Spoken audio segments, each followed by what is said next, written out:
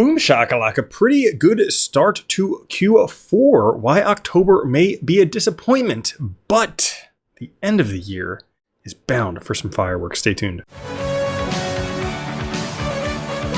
What's up everyone, Randall here from Crypto Love. Today's video, pretty good start for Q4 for Bitcoin and cryptocurrencies. October may be in for a bit of a disappointment, but the end of the year and particularly the end of the cycle, wow, we are in for some fireworks. Before we get into it, like the video, join us on Twitter with your Crypto Love, and of course, subscribe to the OG Bitcoin and Crypto YouTube channel, making videos since 2017 when there was like nobody making videos. Now, today, Fear and Greed Index at 71. You can see we have popped up into the green greed once again after being in fear last week and neutral last month. The overall market up 1% today, but for the week, over 10%.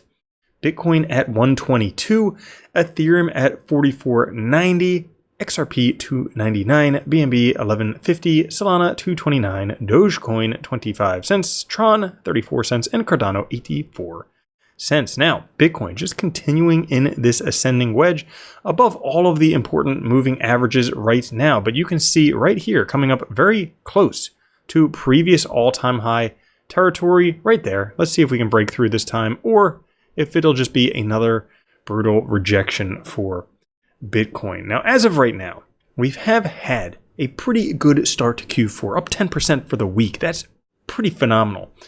Now, if we take a look, Q4 historically generally does pretty good. This is the 14-year average for Bitcoin. Q4 up 74% on average. The only better one would be Q2, up 167%.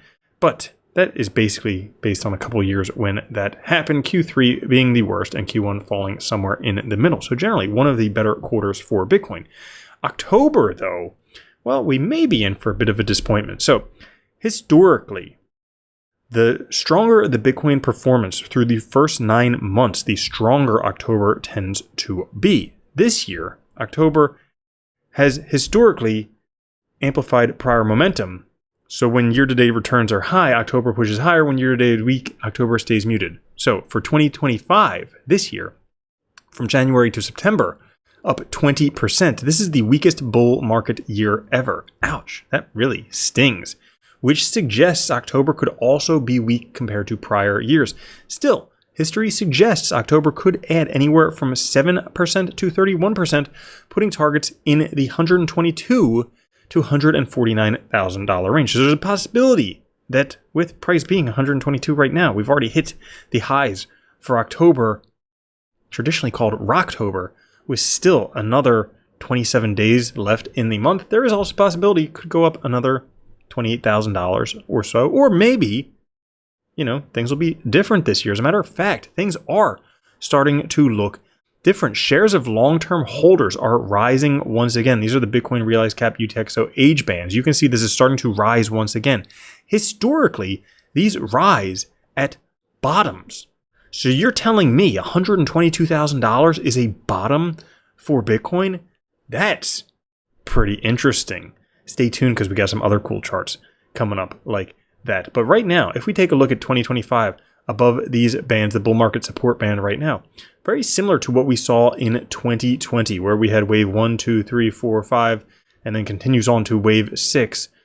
And clearly not an Elliott wave here, but you can see wave 6 is this gigantic wave that we have right there, where we bounce off the bull market band. So maybe this is just the beginning, because it is the fourth quarter, historically, when things start to go bananas, and we're seeing balance on exchanges hitting an all-time low.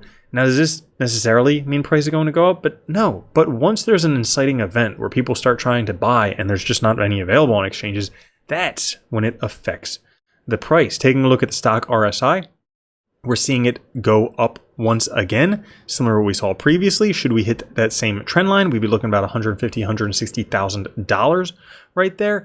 And taking a look at Bitcoin with the 14 WMA and EMA 200, we are still in clear HODL territory, nowhere near sell or buy territory. This is just HODL territory. Not until we break below the 14 WMA does it suggest selling. So just basically continue hodling, keep on going, because some exciting things are coming. And based on the Pi Cycle top indicator, which is something that I was looking at once again a while ago, which can help determine bottoms as well as tops. So far, these lines are very, very wide. The 111-day SMA and the 350-day SMA times 2.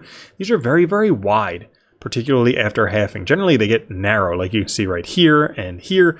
But so far, they have not even started to narrow, which tells us a couple things.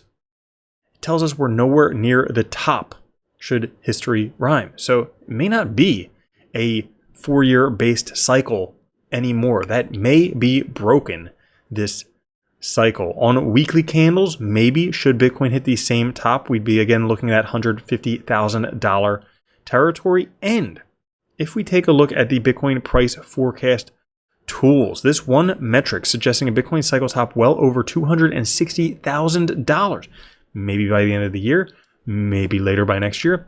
Bitcoin's price has broken through this metric during every prior bull cycle. So we would expect that would do the same this one as well, $260,000 plus per Bitcoin. Now, if we take a look at the total market cap, finally it looks like the big crypto rally is started. You can see this ascending wedge right here. Very similar to what we saw back here from 2014 to 2018. Repeats very much the entire structure, only it's a lot bigger than what we saw previously, which suggests maybe we might have expanding cycles theory a lot bigger than what we saw previously.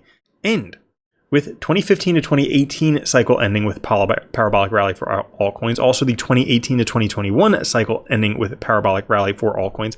How about the 2022 to 2025? What's missing? Well, the parabolic rally for altcoins. If you think this will be different, you underestimate people's greed. And yes, there are the beginnings of froth indicators in the market. There are people saying they are remote workers when really they're just trading cryptocurrency in a bull market, which good luck once the bear market comes, keeping any money.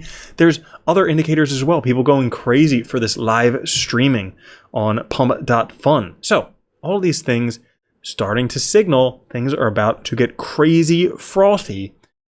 And that's when the price goes parabolic. So that's all for this episode. If you enjoyed it, like the video.